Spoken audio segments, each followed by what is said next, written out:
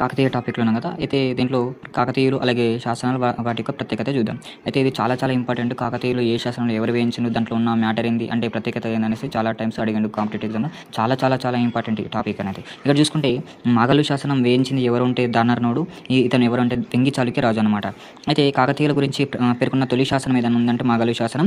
దీంట్లోనే కాకర్త గుండన్న విజ్ఞప్తి మేరకు దానర్ణుడు మాగల్లు గ్రామాన్ని దొమ్మన శర్మకి దానంగా ఇచ్చాడంట. అయితే నెక్స్ట్ సెకండ్ చూసుకుంటే బయ్యారం చెరువు శాసనం ఇది వేయించింది ఎవరంటే మైలంబ. ఈ మైలంబ ఎవరు? గణపతి దేవుని యొక్క సోదరి అనమాట.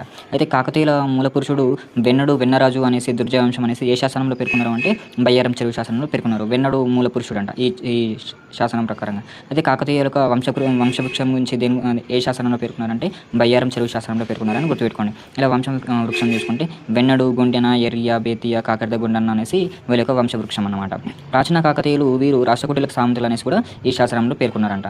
ఈ బయ్యారం చెరువు శాసనం ఎక్కడ ఉంది అంటే మహబూబాద్ అనేసి గుర్తుపెట్టుకోండి. నెక్స్ట్ చూసుకుంటే హన్మకొండ శాసనం. హన్మకొండ 1000 స్తంభాల గుడి శాసనం అనమాట. ఇది వేయించింది ఎవరు అంటే రుద్రదేవుడు. ఇతనికి ప్రతాప రుద్రవన్ అని కూడా అంటారంట. అయితే కాకతీయ రుద్రదేవుడు స్వాతంత్ర రాజ్యాన్ని ప్రకటించుకుని అతని పరిపాలన గుర్తుగా ఈ హన్మకొండ 1000 స్తంభాల గుడి శాసనం వేయించిందంట. ఎవరు? రుద్రదేవుడు. అయితే ఈ శాసనకర్త ఎవరు? అచ్యుతేంద్రుడు. ఈ అచ్యుతేంద్రుడు ఎవరంటే రామేశ్వర పండిత్ యొక్క కుమారుడు అన్నమాట ఈ అచ్యుతేంద్రుడు. అయితే ఇతను ఇంకా కొన్ని శాసనాలు చూసుకుంటే ఈ రుద్రదేవుడు వేసిన శాసనాలు చూసుకుంటే కండవల్లి తామ్ర శాసనం, గణపార శాసనం అనేసి గుర్తుపెట్టుకోండి. ఇంకా నెక్స్ట్ దీంట్లో ద్రాక్షారామం శాసనం ఉంటుంది. ఇది ఎవరు వేయించారంటే ఇనంగాల బ్రహ్మిరెడ్డి అని గుర్తుపెట్టుకోండి. ఇతను ఎవరు అంటే ప్రోలరాజు 2 యొక్క మంత్రి అన్నమాట. మంత్రి సేనాపతి అన్నమాట. ప్రోలరాజు 2 ఉంటాడు, అతని యొక్క మంత్రి అన్నమాట. ఎవరు? ఇనంగాల బ్రహ్మిరెడ్డి. ఇతను వేయించిన శాసనం ఏది? ద్రాక్షారామ శాసనం. ఏది? ద్రాక్షారామం. దీంట్లో ఏం పేర్కొన్నారంటే వెల్మటి రాజన్న రాజేంద్ర చోళ వర్సెస్ ప్రోలరాజు 2కి వార్ జరిగింది. యుద్ధం జరిగింది. ఈ యుద్ధం దేంట్లో పేర్కొన్నారంటే ద్రాక్షారామ శాసనంలో పేర్కొన్నారు. ఈ యుద్ధంలో చనిపోయిన రాజు తర్వాత అతని కుమారుడు సింహాసనం అధిష్ఠించినట్టు తెలియజేసింది. అంటే ప్రోలరాజు చనిపోయిన తర్వాత అతని కుమారుడు ఈ సింహాసనం అధిష్ఠించాడనేసి ఈ శాసనంలో పేర్కొన్నారు. అయితే నెక్స్ట్ చూసుకుంటే మోడిపల్లి అభయ శాసనం గణపతి దేవుడు. ఇది చాలా టైమ్స్ పెట్టి అడిగాను.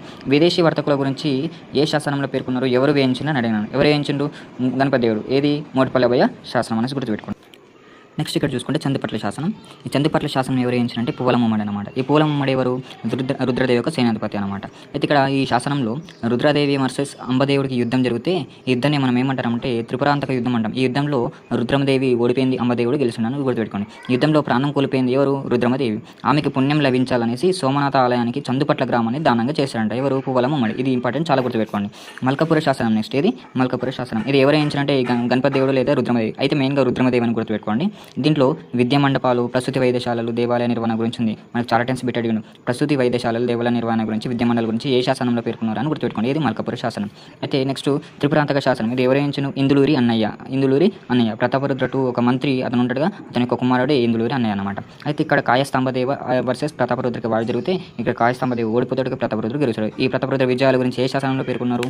త్రిపురాంతక శాసనంలో పేర్కొన్నారని గుర్తుపెట్టుకోండి. నెక్స్ట్ ఇక్కడ చూసుకుంటే సకలవేడు శాసనం. ఇది ఎవరేయించు? ప్రతాపరుద్ర 2. ఎవరు? ప్రతాపరుద్రుడు. ఈ దాంట్లో చూసుకుంటే ఈ రాజు గారి ఆదేశం మేరకు పాండ్యుల మీద విజయానికి సూచికగా మరి కావేరి శ్రీరంగ నాథ స్వామి ఎవరైతే ఉన్నారో ఆ దేవాలయానికి దేవగిరి నాయకుడు ఇరవ భూమిలో సకలవీడు గ్రామాన్ని దానంగా చేశాడంట. అంటే ఇక్కడ చూసుకుంటే పాండ్యుల మీద విజయానికి సాధించిందంట. అలాగే కావేరి దగ్గర ఉన్న శ్రీ రంగనాథ స్వామి ఆ దేవాలయానికి దేవగిరి ఈ దానికి అంటే వీళ్ళ యొక్క విజయానికి, పాండ్యుల యొక్క మీద విజయానికి, అలాగే ఈ రంగనాథ స్వామి ఆలయానికి ఈ రెండు కలుపుకొని దేవగిరి నాయకుడు ఎవరైతే ఉన్నారో ఎరవ భూమిలో సకలవీడు గ్రామాన్ని దానం చేశాడంట ఈ శాసనం ప్రకారంగా ప్రతాపరుద్రుడు. అయితే ఇక్కడ చూసుకుంటే కొలనపల్లి శాసనం. ఎవరు? ప్రతాపరుద్ర 2 అనమాట. అతనే. అయితే చెన్నకేశవ స్వామికి నరసింహస్వామి ఆలయానికి దానాలు చేసినంట. ఎవరు? ఈ ప్రతాపరుద్ర 2 అనమాట. ఏ ప్రకారంగా? ఏ శాసనం ప్రకారంగా? కొలనపల్లి శాసనం ప్రకారంగా. ఇది మహబూబ్నగర్లో ఉందనేసి చెప్తుంది అనమాట. పాలంపేట శాసనం. ఎవరు? రుద్రుడు. మనకి చాలా టైమ్స్ బిట్టు కూడా అడిగిన అనమాట. రామప్ప దేవాలయం ఏ దాంట్లో ఉంది అంటే రామప్ప దేవాలయం గురించి, రామప్ప చెరువు గురించి ఏ దాంట్లో ఉందంటే పాలంపేట శాసనం ఉందని గుర్తుపెట్టుకోండి.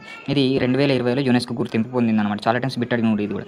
నెక్స్ట్ విలాసతామ్ర శాసనం ప్రోలయ నాయకుడు. అయితే విలాసతామ్ర శాసనం ప్రోలయ నాయకుడు వేసింది కదా, దీంట్లో ఏం పేర్కొన్నారంటే కాకతీయుల పతనం గురించి. అంటే ఇక్కడ ఇది కూడా బిట్టే. కాకతీయుల పతనం గురించి ఏ శాసనంలో పేర్కొన్నారు?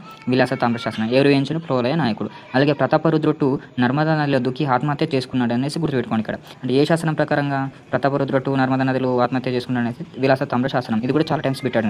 నెక్స్ట్ మట్టివాడ శాసనం. ఎవరు? గణపతి దేవుడు. వస్తువులపై విధించే సుంకాల గురించి ఏ శాసనంలో పేర్కొన్నారంటే మట్టివాడ శాసనంలో పేర్కొన్నారని గుర్తుండి. ఎవరు వేయించిన? గణపతి దేవుడు. నెక్స్ట్ కల్వచెరువు శాసనం ఇది ఎవరు వేయించారంటే అనతల్లి అని గుర్తుపెట్టుకోండి. ఈ శాసనంలో కాకతీయుల రాజధాని ఓరుగులపై తురస్కులు అంటే ముస్లిం వాళ్ళు 8 సార్లు దండయాత్ర చేశారనేసి గుర్తుపెట్టుకోండి. అంటే 8 సార్లు దండయాత్ర చేసిన ఏ దాంట్లో ఓరుగలిపైన అంటే ఏ శాసనం ప్రకారంగా కల్వచెరువు శాసనం ప్రకారంగా గుర్తుపెట్టుకోండి. ఎవరు అనతల్లి వేయించిందన్నమాట. అయితే శనిగర శాసనం ఎవరు వేయించారు? ప్రోలరాజు 2 ఎవరు? ప్రోలరాజు 2. అయితే తొలి కాకతీయుల రాజులు జైనులకి దానాలు చేశారని ఏ శాసనం పేర్కొన్నారు? శనిగర శాసనం ప్రకారం. అంటే జైనులకు దానాలు చేసినట్టు ఎవరు? కాకతీయ రాజులు. ఎవరు? తొలి కాకతీయ రాజులు. ఏ శాసనం ప్రకారంగా? శనిగరం శాసనం ప్రకారంగా ప్లోరరాజు 2 వేయించడానికి గుర్తుంది. నెక్స్ట్ బిదర్కోట శాసనం ఇది రేచర్ల ప్రసాదితుడు వేయించుండు. అయితే దీంట్లో ఏంటంటే రుద్రమదేవికి రాయగజ కేసరి బిరుదు ఉన్నది అనేసి ఈ శాసనం ప్రకారంగా గుర్తుపెట్టుకోండి. ఇది కూడా చాలా టైమ్స్ పెట్టండి. రాయగజ కేసరి అనే బిరుదు రుద్రమదేవికి ఏ శాసనం ప్రకారంగా ఉంది అనేసి గుర్తుపెట్టుకుంటే బిదర్కోట శాసనం అని గుర్తు. ఎవరు వేయించను? రేచర్ల ప్రసాదిత్యుడు అనేసి ఇంపార్టెంట్, చాలా చాలా ఇంపార్టెంట్ శాసనాలు.